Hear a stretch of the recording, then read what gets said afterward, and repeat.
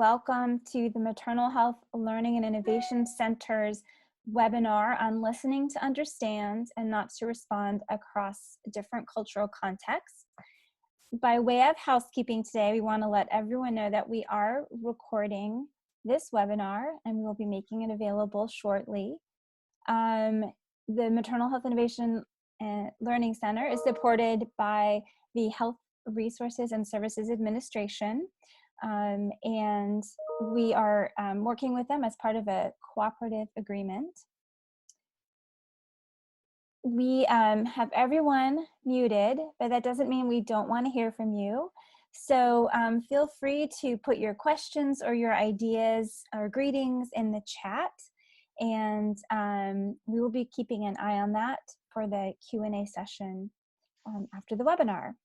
And now I'm going to turn it over to my friend and colleague, Camie Bug.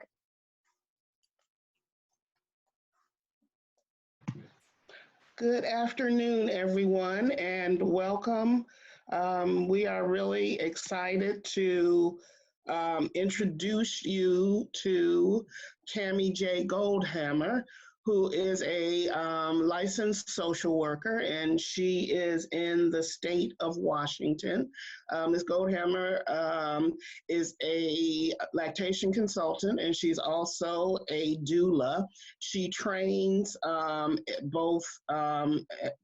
she trains doulas and she trains lactation consultants all over the country, Native American healthcare professionals and communities. She was the first Native American elected to serve on the board of directors for the United States Breastfeeding Committee. And she is the first Washington State first Native American IBCLC. So she is a national leader on racial equity and first food justice. And I would like to turn it over to Camie Jae Goldhammer. Awesome. Thank you, everybody. Thank you, Dr. Bug, for inviting me to do this webinar today, and for the folks at the Maternal Health Learning Collaborative. I'm just really excited to be here and speak to you all. I see more folks are coming in, so welcome to all of you. As you heard, my name's Camie Goldhammer, and I am here in the land of the Duwamish people, which are the original stewards of the land, also known as Seattle. The land that I'm very privileged to live on was stolen from them, and I am very, very grateful to live here as a guest away from my people's traditional territory, which is in South Dakota. I would love it if you all could take a moment to put in the chat box, and I don't want to overwhelm the hosts of the webinar with this, and so it's more for you just to acknowledge, but I would love to hear where you all are from in the original people of the land that you are participating or listening to this webinar from.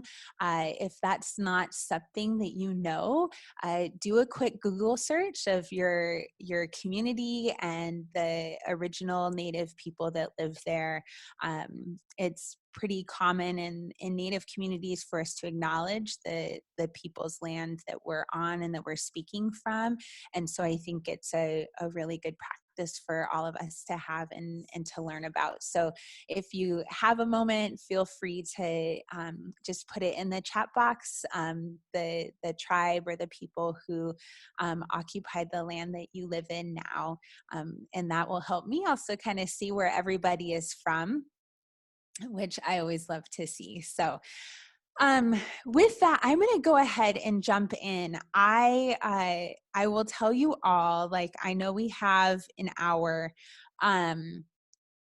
I very well might go, I'll do my best to stay on track. But part of my whole process as an Indigenous person is really decolonizing a lot of my work. And a big part of that is also decolonizing time. And you'll find that I do some storytelling and things like that. And so I'll do my best to stay on track. I want to get all the information into you as much as possible. And I would love some time at the end for questions as well. So we're gonna do our best. I also want to acknowledge or kind of do a little bit of a disclosure before we start this. I know that for all of you that are here as participants, that you represent a very diverse, I'm assuming, professional background, educational background, cultural backgrounds, where you live, all of that kind of stuff. And so I just want to acknowledge that this presentation is very much centers Native Indigenous communities, as well as largely like Black communities. You'll find me talk about the Black community as well. And I also am kind of centering this presentation around parenting and breastfeeding. That's my lens that I often speak from. And I hope that throughout the presentation, you'll be able to make parallels to your work. So you may not be a lactation consultant, but I hope that by hearing me talk about breastfeeding as a form of attachment, that you might be able to make a connection to maybe the counseling that you do with families or home visiting that you do with families, and recognizing that these things are very similar, even though they might be packaged somewhat differently. So again, I'm going to be speaking from a lens of a lactation consultant, as a clinical social worker, as an Indigenous person, a Native person.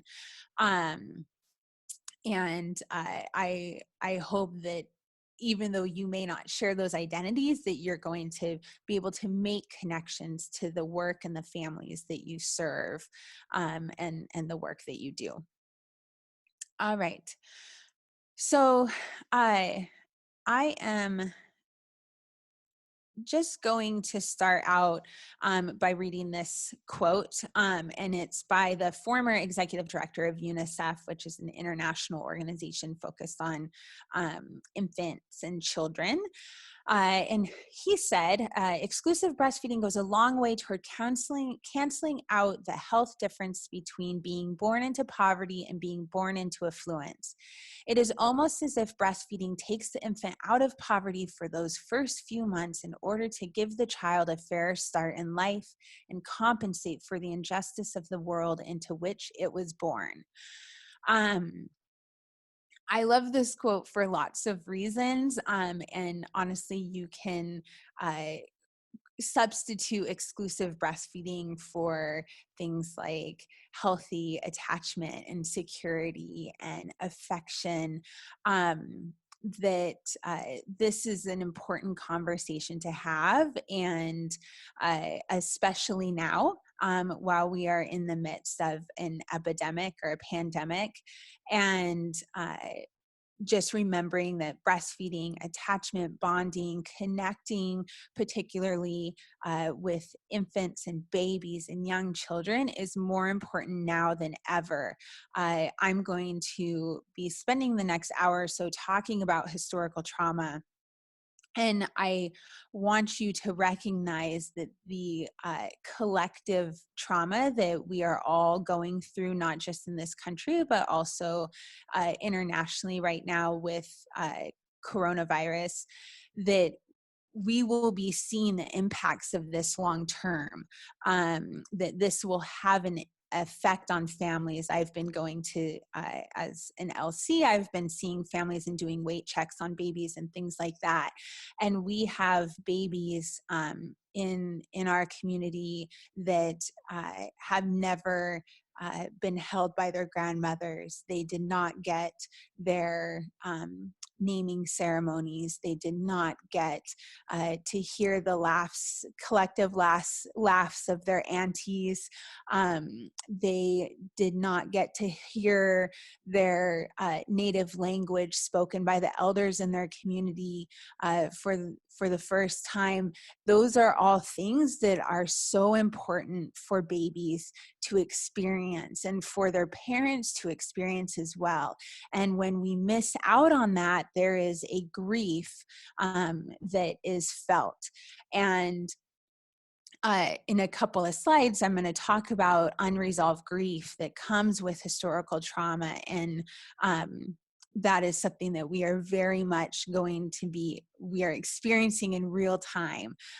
We are going to be seeing the impacts of this time on babies and parents and families that are starting out for decades, I believe. So with that, I'm going to move forward. All right. So I want to start out by defining trauma from my view. There's a lot of, I don't want to make assumptions that with nearly 100 people that we all have the same level of knowledge when it comes to trauma or the same definition. A lot of times folks think that, trauma is one thing, something really extreme like war, something like that. But that's not necessarily the definition that I use. So the definition I use is that trauma is a deeply distressing and disturbing experience. It is extremely important to remember that trauma is relative. This means that two people can experience the exact same event, the exact same trauma, and it can have a very different impact on on those two people. You all may have known someone that is like this. The example I often give is a family that is in a bad car accident, right? You might have one person that is terrified to drive, won't get back on the freeway, has a panic attack at the thought of needing to get back in the car, is unable to leave the house because of that. I could go on and on and on, and you could have another person in that same car accident, in the same family, in the same vehicle, who it seems to be fine. They kind of are just like, they've recovered, they were their health issues were taken care of, and now they're going about their life, they're driving, they're doing their thing, their car is fixed, and everything seems fine. And so that's what I mean by trauma is relative. So each of us are born, right, and this could be pure luck, with a set of skills, with a personality type, with a temperament. We could be born into a family that gives us additional skills or maybe takes away some skills. All of that plays a role in how we respond to trauma. And of course, the trauma itself is totally relative as well, right? You can have someone that experiences something that's we might consider very, very traumatic, and again, doesn't seem to affect them, and someone else who experiences something that we don't necessarily think is a big deal. I think about this with kids. So an example would be, my fire alarm went off, or smoke detectors went off yesterday, because my husband was cooking and he left, wasn't paying attention to what was on the stove, and so it got extra smoky. And my 8.5-year-old had a really hard time sleeping because she's quite afraid of how our neighbor's house caught on fire about 1.5 years ago, and she's pretty afraid of fires. And because the smoke detectors went off yesterday, that triggered this, kind of like response in her. And so it took her several hours to fall asleep last night, and she kept coming out, and she was afraid that there was going to be a fire while she was sleeping, and how would we get out, and things like that, right? And we're like, the rest of us in the house, we were perfectly fine with these smoke detectors going off. So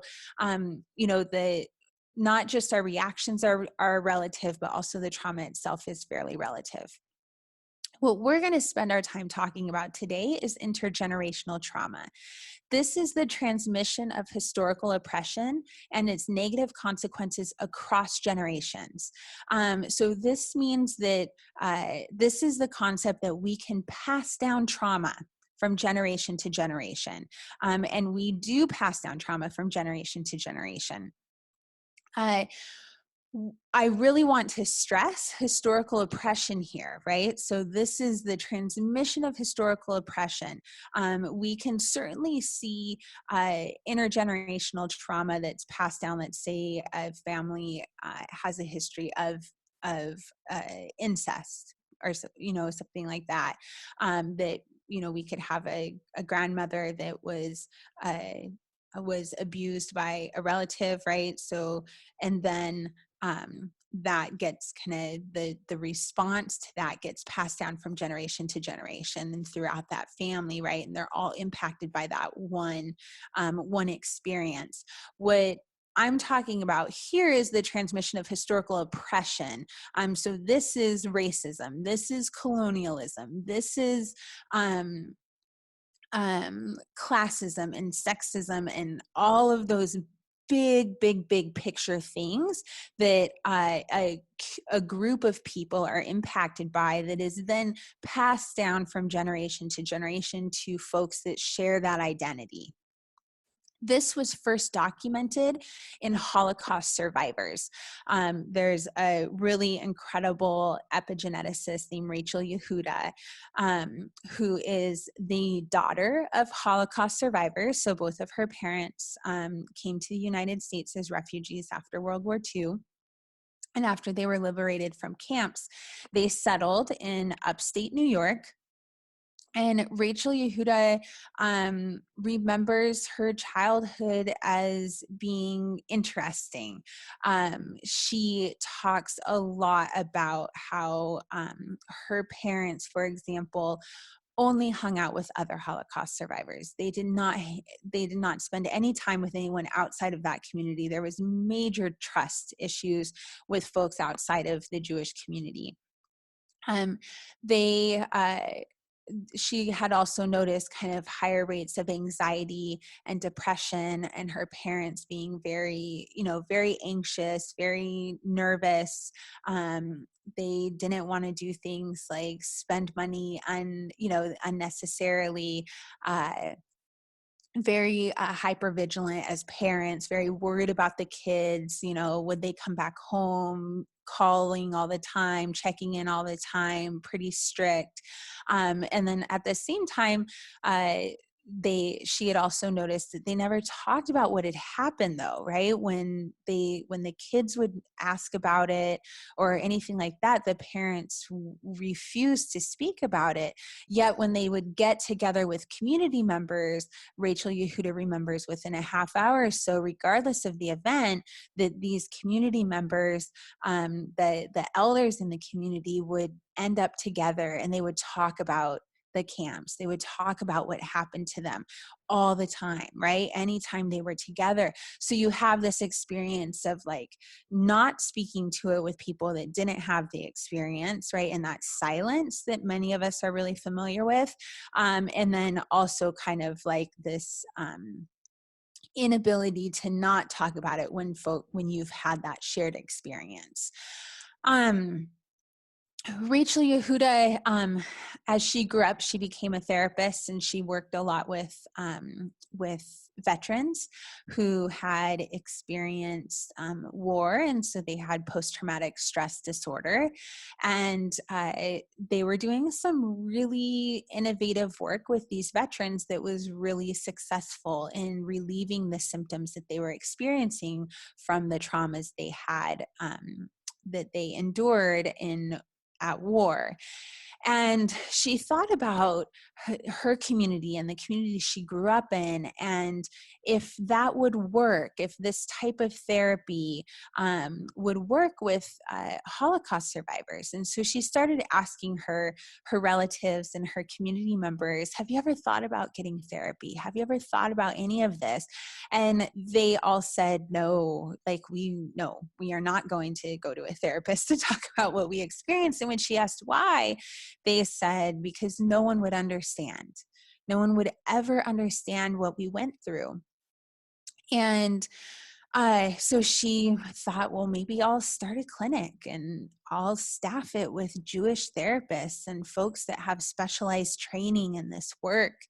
And she did just that. She opened up a clinic in New York and was very surprised that when they opened for business, that they started getting phone calls from not Holocaust survivors, but the children of Holocaust survivors, the grandchildren of Holocaust survivors, great-grandchildren of Holocaust survivors, and then Jewish people who were not actually descendants of Holocaust survivors, but who were also all experiencing these high levels of depression and anxiety, having flashbacks. She had opened up this clinic. They received a lot of calls from the descendants of Holocaust survivors, and that's what started getting her brain moving and looking at, is this trauma being passed down? How is this possible? What is going on? And I think this picture really illustrates this. This is a baby, right? A great-grandchild hugging the arm of their great-grandparent who has the tattoos on their arm from camp, right? And we see this sweet little innocent baby and can see that they are going to be very much impacted by the experience of their great-grandparent, right? Because that grandparent raised their grandparent, and their grandparent raised their parent, and this parent is now raising this child, right? So that's really kind of what's going on. And then I'll spend more time talking about the genes aspect of it too, and what's actually going on a biological level. We also see that this is documented in other communities. Again, I'm going to spend a bulk of my time talking about the Native community and a bit around the Black community, but please recognize that historical trauma is something that exists in communities all over the world that have been impacted by historical oppression and colonialism. We see this in so many communities, and we are certainly going to see it from the communities that are experiencing COVID right now. This is kind of the way it works. I also think it's really important to recognize that I often start with sharing this story of Holocaust survivors because typically in the United States, for most folks, when we hear about the Holocaust and we hear about the traumas of the Holocaust and the impacts that it has on those descendants, overwhelmingly those people are believed. And their experiences are not minimized. Unlike many other communities, particularly Black and Indigenous communities and other communities of color in the United States, where when we bring up the traumas that we experience and our people experienced for generations, we are often told that was a long time ago. Get over it. I had nothing to do with that. That wasn't me. Why are you mad at me? You know, all of that kind of stuff, that often our experiences are minimized, and the effects of the traumas that our ancestors went through. And a whole other presentation would be talking about the compounded trauma, because that's the thing, is that this didn't just happen and then all of a sudden no more trauma occurred, right? We have to remember that these are compounded on top of each other, right? So we have something like the Atlantic slave trade, right, is a trauma. And then on top of that, we have hundreds of years of slavery, Jim Crow, racism, institutional racism, organizational racism, individual. I mean, it just goes on and on and on for hundreds of years. And so we're impacted by this stuff over and over and over again, and it just weathers the community. So I'm going to spend a little bit more time talking about how that happens and what happens. So when we talk about historical trauma, and I promise that I'm going to bring this all back to parenting. I swear to you, I will. And attachment and bonding, and particularly mothering. So we have to ask the question is, how is trauma passed down to the next generation? And for me, kind of like, a little mediocre scientist interested in evolution, like I had to ask the question of, why would we pass trauma down, right? Like, what is the purpose of it? Not just how, but why are we doing it? So the first thing is that it's important to recognize a little bit about what's going on inside of us, right, on a physiological level. So cortisol is one of our primary stress hormones. Cortisol is a very cool hormone. It used to be my favorite hormone until I learned about oxytocin, which is our love hormone. But when I did most of my training, I had really learned a lot about stress hormones. That was the main focus of the attachment and bonding world, was on stress, not so much on love, right? Which is a whole other presentation. But typically what happens when someone experiences a stressful event, our cortisol levels are spiked, right? So our brain releases cortisol, and our heart starts pumping faster, right? And the blood starts flowing through our body faster. There's more oxygen in that blood so that we can fight or flight, right? We're gonna either like go for it and slay the beast, or we are going to run as fast as humanly possible to get away from this danger. And cortisol is the hormone that enables us to do that. Typically what happens is when that stressful event is over, we get to our safe space, and we take our deep breaths. We're like, oh, phew, that was really scary. Okay, like calm down, right? And our heart rate starts to slow down. Those cortisol levels start to go back to normal, and then we have our resting levels of cortisol. So that's typically what happens, right? For most of us, or maybe I shouldn't say for most of us, for many people, we are, maybe not faced with that many stressful events, right? We're not constantly almost getting in car accidents, or constantly being chased by dogs, or constantly, that kind of thing.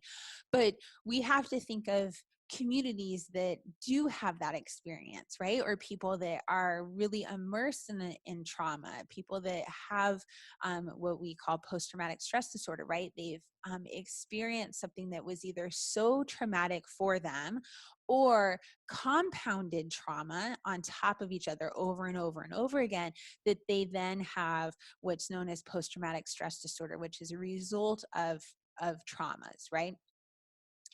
So typically what happens when someone has post-traumatic stress disorder is that rather than their cortisol levels returning to normal, they actually crash. And you have to think of it as, I think most of you can see me. So if we have our normal level, and then the stressful event happens and it peaks, and then it goes back down to normal, and then here we are, right? And we kind of go throughout life fairly safely. Things are fine. We might have like, a little moment here and it gets triggered, right? And then, a little moment here. Where when someone has post-traumatic stress disorder, their levels are actually way down here, because they're constantly being triggered, right? They're constantly being triggered over and over and over again. So their cortisol levels need to recover. And so rather than recovering at normal, they drop down really low. This is also why we see some folks, and this is something that many of us might be experiencing now. I am fairly transparent about my upbringing, and I had a fairly traumatic childhood, you could say. And so when we, for a lot of folks experiencing this experience of COVID, right? like we're actually not feeling that stressed. We're kind of like, it's fine, you know, like this is fine, because our cortisol levels are down here normally, right? When you have post-traumatic stress disorder, your cortisol levels are lower, and stress triggers them and might bring you up to where most people start out their day, right? And so this is a similar thing that maybe you live in a neighborhood where gunshots are a norm, right? I live in a neighborhood where, although I wouldn't say gunshots are a norm, but when there's gunshots in Seattle, they tend to be in my neighborhood. And, you know, it's one of those things that, like, at this point in our lives, even my kids, like we hear a gunshot, and you know, my kids literally will look at me and they'll be like, that was a pop, right, Mom? Like that was a gun, versus a boom, which is firecracker, you know, a firework. It's just a very normal conversation, like, oh yeah, there we go, okay, let's see, fire, you know, police cars should be coming soon. Yep, there they are. Right? Like it's this really nonchalant kind of experience because we're so used to it. Like the trauma of it doesn't no longer impacts us the way it did when it was new, if that makes sense. So again, it's important to recognize that cortisol levels for people that have experienced complex trauma or have post-traumatic stress disorder, their resting cortisol levels are lower than average. So that's the sign of post-traumatic stress disorder, not an elevated cortisol levels. What then happens is that this is imprinted on our DNA. And so the best analogy I've heard to explain this is we have our DNA, which is unchangeable. However, you have to imagine our DNA has millions of little light switches. Each little DNA strand, right, has a million little light switches on it. And those light switches can be turned on and off based on the experiences that we have, right? So a good example of that is someone that is has no family history of alcoholism or addiction, right? So no one in their family has ever had a drug or alcohol problem. And then that person goes to college and a series of events happen and they end up being dependent on opiates. Okay, so they're dependent on heroin. And what happens then is that turns on a light switch on that person's DNA, right? That then when they have children, they will pass it down to their child, and their child will be more at risk for addiction, right? That family, that the way it's passed down from family to family or family member to family member, that's what happens, right? Prior to that, no family history, right? That light switch was not flipped on, but then that experience of addiction turned on that light switch that then gets passed down to generation, right?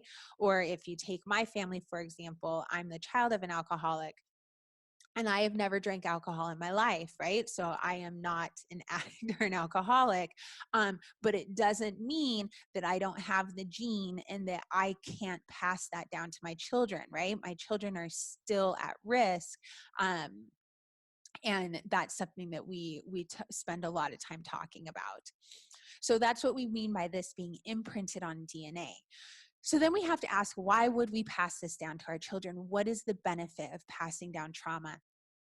And there's a great study that Rachel Yehuda did called the 9/11 study, where she looked at the cortisol levels of babies who were in utero on 9/11 and whose mothers saw 9/11, witnessed it happening.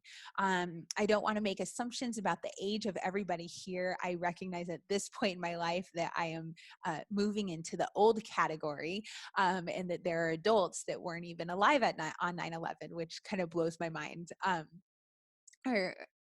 So for those of you that are on the younger side of things, who don't necessarily remember a pre 9/11 world, for many of us, when we saw 9/11 happening on the news or heard about it, things like that, we did not know what was happening, right? We had no idea. We didn't know if we were at war, if we were being attacked, if there was going to be other assaults on the country. It was a very uneasy time. And so what Rachel Yehuda did is she looked again at the cortisol levels of babies that were in utero whose mothers witnessed 9/11 in person. So they didn't watch it on TV. They didn't hear about it. They didn't listen to it on the radio. They didn't watch it on a documentary years later, right? They were in New York. They were in New Jersey. They were on Staten Island, and they watched planes fly into buildings and thousands of their community members, their relatives, their friends, their family die, right? Like they watched it and witnessed it. So when those babies were born, Rachel Yehuda and her team looked at the cortisol levels of those babies and saw that those babies had a much lower level of cortisol, resting cortisol, than their counterparts, right? Remember, low levels of cortisol means post-traumatic stress disorder, a sign of trauma, okay? They then looked at the cortisol levels of those babies and saw that babies in the first trimester and early second trimester had more normal resting cortisol levels versus babies that were in their, third trimester. Babies that were born that day had much lower levels of cortisol, right? Resting levels, which again is a sign of post-traumatic stress disorder. And so, what is going on there is that, those babies that were early in the pregnancy on 9/11, those parents had time to maybe go to counseling, time to talk about it with their family and their friends, time to process the trauma, right? The collective trauma that people had gone through. Their experience was never denied, right? Nobody denied that what they went through wasn't traumatic and wouldn't have an impact on them.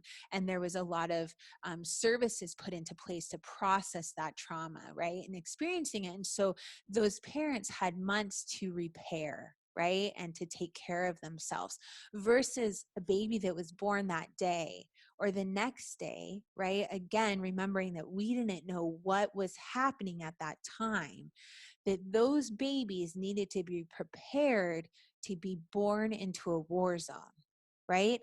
That the mother's body was sending messages to her baby through the cortisol levels in the amniotic fluid that this baby was being bathed in, right?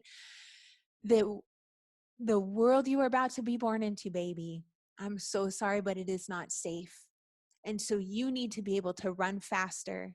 You need to be able to fight harder, right? Because I don't know what is going to happen to you, right? I don't know what you're going to be exposed to. And so that was her body's way of preparing that baby for being born into this world, right? And so we have to think about then for our communities, particularly Black and Native communities who have experienced this collective trauma over and over and over again, that what are the messages that we need to send to our babies in utero about the world that they're being born into, right? The world that they're being born into that of the United States that was not made for them, right? That the powers that be, the structures, the organizations, the businesses, everything for the school system, the criminal justice system, I mean, all of it, right? None of that was made to keep them safe, okay? To keep our babies safe and whole and secure. It was all created to further perpetuate trauma, okay? And those are the messages that we then need to send to our babies, which is all very, very sad to think about, right? It's really sad to think about. And again, just thinking about this current time that we're in, what are the messages that the pregnant people are passing down to their babies right now? Right? What are the messages that they're sharing about the birth, that they couldn't have a partner attend, right? That they couldn't have their doulas attend, that their nurses were completely, covered from head to toe in protective gear, which is the way it needs to be. I'm not minimizing the impact of that. I mean, it's necessary. and it impacts families, right? It impacts families, and thinking about these parents that are alone, are afraid, during their pregnancies, they have no family support, no one that can help take care of them, no one that can do those postpartum ceremonies with them, make them food, come and spend the night with them, all of that, that those traumas are things that we're going to be processing for a long time. We also see that trauma has a deep connection to physical illness. So again, communities, when we look at communities that have experienced high levels of historical trauma and oppression, that we also see higher rates of physical diseases, autoimmune diseases, diabetes, heart disease, obesity. I could go on and on and on about those. In the Native community, we also recognize this as a soul wound, right? That while physically we have these wounds that have been done, there's also this soul wound, right? That needs to be repaired.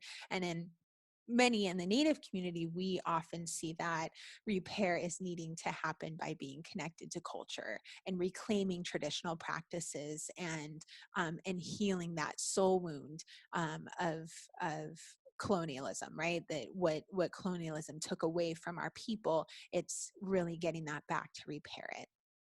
It's also important to recognize that resilience can also be switched on by a traumatic event. Many of us on this call might be those people. I know I was, like I'm a clinical social worker, and I'm someone that definitely, like, it was my resilience, my work ethic. I mean, there's a lot of things that were switched on for me. Growing up in a addicted family system, all of that kind of stuff, right? That was switched on for me. My baby brother, who is my soulmate, is currently doing a 7-year stint in prison, right? We had different light switches that were switched on and different light switches that were switched off, given our given the system that we grew up in. Again, that's what we talk about when we see everything is relative, right? Trauma is relative. I just am going to take a quick look at the time. Okay, goodness gracious. All right. It's 9:44. All right. So I also want to recognize when we look at infant mortality rates, there was a great documentary that was done a couple of years ago, probably 10 or more years ago at this point, called Unnatural Causes. I highly recommend it for those of you that haven't seen it yet, or for those of you that it's been a while, definitely consider rewatching it. But it was really looking at the disparities in largely the African-American community compared to the white community. It was looking, one episode was really devoted to infant and maternal mortality rates and those disparities. And what these doctors had, looked at was, they're like, okay, so more Black babies are dying. The infant mortality rate is much higher in the Black community than in the white community. And let's try and figure out what's going on. So of course, the first thing they do is go to look at, biological things. And they learned, and which they already knew, is that biologically we're all the same. And so there's nothing about Black babies or Black women that puts them at risk, right, for dying. And they also saw that when they controlled for things like socioeconomic status, education, where they lived, I could go on and on and on about all the reasons why we are told that these infant and maternal mortality rates exist, that none of those mattered, right? That when we controlled for the socioeconomic status and education and where they live, that it didn't make a difference, that these babies were still more at risk of dying than white babies. And when they were looking at kind of the biology of it, they compared African American women to African women in the United States, so Black women. And they saw that, African immigrants who came to the United States actually had infant mortality rates that were very similar to their white counterparts, right? And what they also saw is that it just took one generation of these families living in the United States before they had the same infant mortality rates as African American families. Okay, one generation of living here. And so the conclusion that they made is that it was racism that was creating these disparities, right? That there is nothing about Black women and Black babies and Native women and Native babies. I say to my community all the time that you are perfect, right? Like that there is nothing we are doing to put our babies at risk. It is racism that is causing this weathering, right? That is the stress of living in a world that is not made for us. And to take it a step further, we can say that is specifically in large part made to perpetuate genocide, right, and continue to harm us, that impacts families when they come here to the United States, right? Just one generation it takes. So that's really the conclusion that they came to, and that's what we talk about when we say that that it's institutional and structural racism and of the medical system. We could go on and on and on about that. I'm sure you're learning a ton about this in other webinars. So I want to spend a little bit of time talking about the 6 phases of historical unresolved grief. This is going to be specific to the Native community, just so you have a little bit of understanding on our history, because we know that the history that many people get in the books and in school is not exactly accurate to what our people experienced. Maria Yellow Horse Braveheart is a Oglala Lakota clinical social worker who is really the person that in the Native community that first addressed and historical trauma and the effects of it on parenting practices and attachment and bonding. She just does incredible work, and so I highly recommend looking her up. But she talks about she named these time periods the phases of historical unresolved grief. And I think that that's really, really important to recognize that this is unresolved grief. Okay. And I don't think I'm going to have time to get all the way through this whole presentation, but when we talk about trauma, the one thing that's actually quite important to remember is that the trauma actually has very little impact on us. It's actually what happens after the trauma.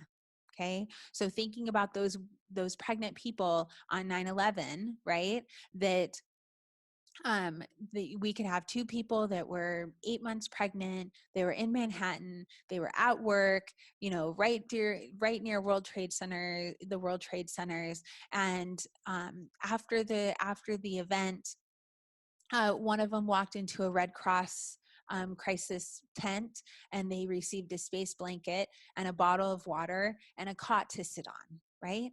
And you had another person that happened to walk in to a EMDR, which is a really effective type of trauma therapy, EMDR crisis tent, where they were met with a therapist who immediately did EMDR therapy on them, took care of them, gave them affection, connected with them, right? Sent them home with resources, ways to get continued therapy, right? All of that kind of stuff. That those people, same trauma, had very different experiences after the trauma. And the research shows that the person who received the really good therapy, the love, the affection, the connection after the event fared much better than the person who received a bottle of water and a cot to sit on. Okay. So what Maria Yellow Horse Braveheart says is that this is really not so much about the traumas that our people experience. It's about the unresolved grief that comes from that, right? I don't want to make assumptions on what you all know about Native communities, and there are over 600 tribes in the United States alone. We have several hundred more in Canada, and each of our tribes are very different, culturally very different, and we all have different beliefs. But for many of us, traditionally, our ceremonies and our protocols were very, very important, especially around those that were passing on. And so what ended up happening going through each of these time periods or these phases is that there was no time to grieve. Right? There was no time to do that ceremony. There was no time to bury the person the way they needed to be buried and sing the songs that you needed to sing to move them on to the next phase of their being, right? There was no way to eat the food and serve the traditional foods that you serve when someone passes on. There was no ability to take the medicine that you were supposed to take. There was no ability to braid their hair and put them in the garments that you're supposed to wear after someone dies. All of that stuff then sits with you. I often say that what we do when someone passes is not for the person that is passed on, it's for the living, right? That we have responsibilities for those that have passed on to take care of them in whatever that means, right? And this is going to vary from belief to belief, right? But it could be maybe as living, we have to do something for their spirit to move forward, right? To go on to that journey, for us to process their death. That could be sitting Shiva for a week. That could, again, be doing a giveaway. That could be cutting our hair. There's so many different practices. And if we can't do those things, then that's left on us. That's unresolved grief, right? And that sits with us. So if we think of Native communities and what we experience, we have to recognize that that is millions of people, right? It was estimated that there were up to 250 million Native people in the United States prior to first contact. And at a low, it's estimated that there was anywhere between 25,000 and 200,000 Native people was our low, right? So 250 million to at max 200,000, okay? All of those lives gone. Okay. And during that time, over the couple of hundred years from first contact on, that there was no ability to grieve or do anything that we needed to do because we were constantly threatened, right? You had to keep moving, right? There was war. You couldn't do anything for the hundreds of thousands of people that had died. You had to get to a new space, a new land, and be safe. So Maria Yellow Horse Braveheart has first contact. This is 1492, right? Columbus sailed the ocean blue. This was life shock. There was genocide immediately. The stories of Native people, and Europeans just getting along and having a lovely Thanksgiving dinner and helping each other out. That is typically not the way it went. In general, there was genocide right from the get-go. There were tribes that were completely wiped out. When you look at a map of tribes today, you will see that almost the entire East Coast is practically devoid of indigenous tribes that are still there, right? And we have a tribe in Massachusetts that was just eradicated by the Trump administration, right? So But the reason that the East Coast does not have a large Native presence is because they were the first ones to be contacted, right? And genocide occurred very quickly. There was, of course, no time for grief during this time. This was also the start of the colonization period, where an introduction of disease and alcohol happened immediately. Another thing to keep in mind with coronavirus, this is bringing up many traumas for Indigenous people, because diseases, particularly viruses, were used to kill us and our people for hundreds of years, right? You've probably all heard stories of blankets being handed out that were contaminated with smallpox, which killed thousands and thousands of Native people. And so the impacts that a viral outbreak can have on a community that has created no antibodies against that is huge, right?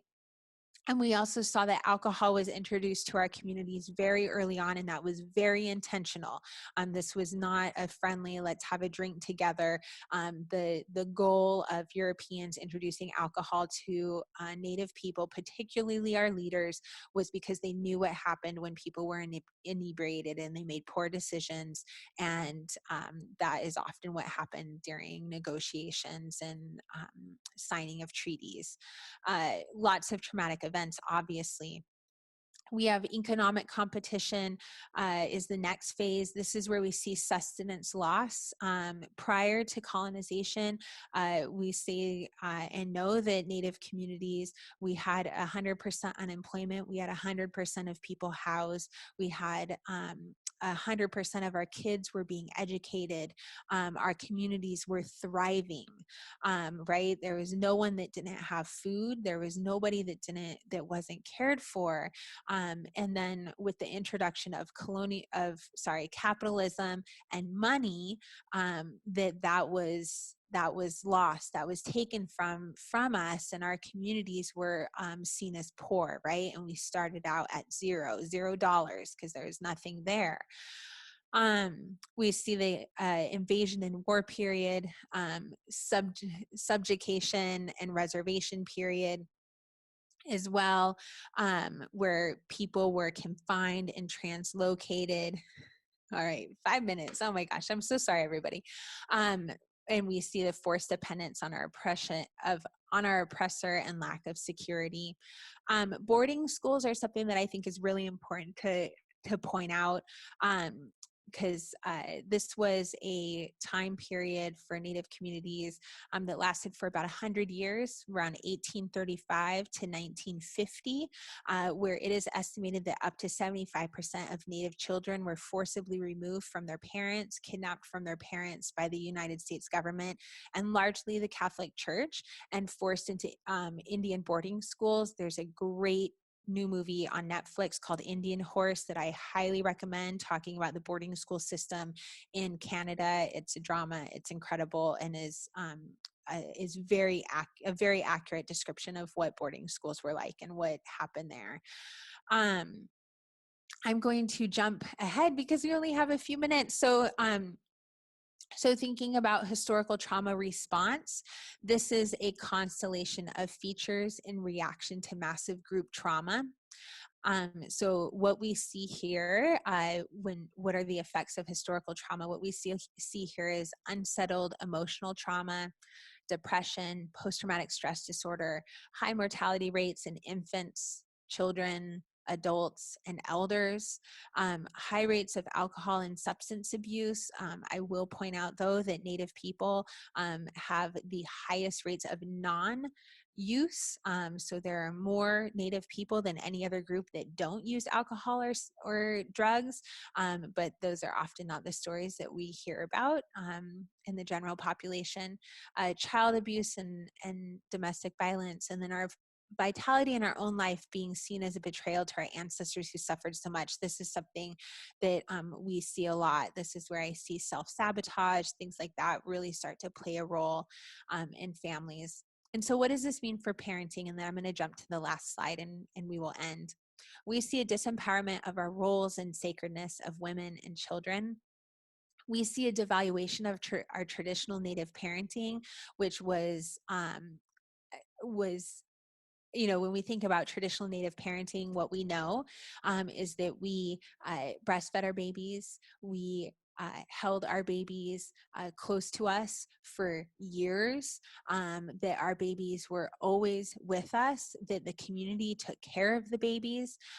We have zero evidence that prior to contact that Native people hit their children in any way or used violence against them, verbally and physically. We did not do that. That was something that was learned through colonialism, largely through the boarding schools, because that was their main tool of controlling Native children. And then our removal of our basic rights to raise our children in our own ways.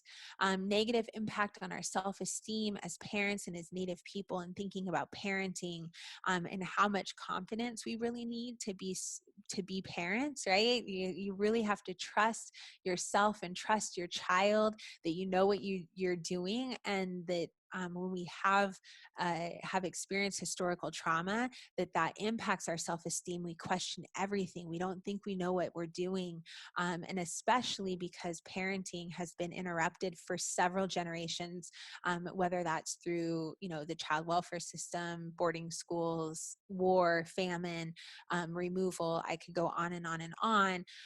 We're also not learning parenting, right? We weren't learning that from the parents that came before us. All right, so with that, I'm going to jump ahead. I'm so sorry I'm passing so much, but just thinking about caring for these families, because again, the families that you're serving have experienced so much, and for a lot of us in the mental health world, we learn about the impacts of the nuclear family, even the extended family, right? The grandparents, that might be something that we get in the family history, things like that. What I hope that you understand is that the families that are coming to you are coming to you with hundreds of years of trauma, right? We cannot ignore that. In my community, we say that everything that we do affects the 7 generations that come after us, right? And we have to recognize that, right?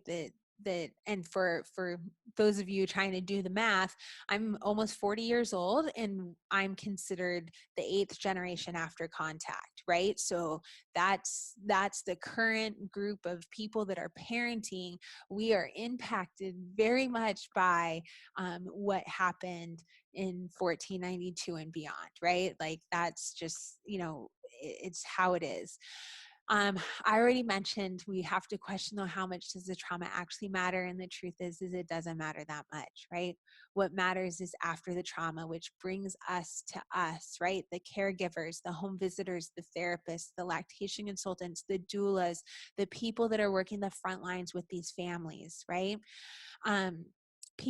Maya Angelou says, people will forget what you said, they may forget what you did, but they will never forget the way how you made them feel, right?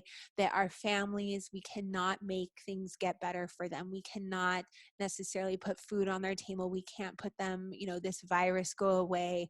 We can't bring their relative home from prison, right? We can't do those things, but we can always be the person that makes them feel better, right? We can always be the soft spot for them to land, the person that validates their experiences, that shows them that we love them, right? And care for them and want them to be okay.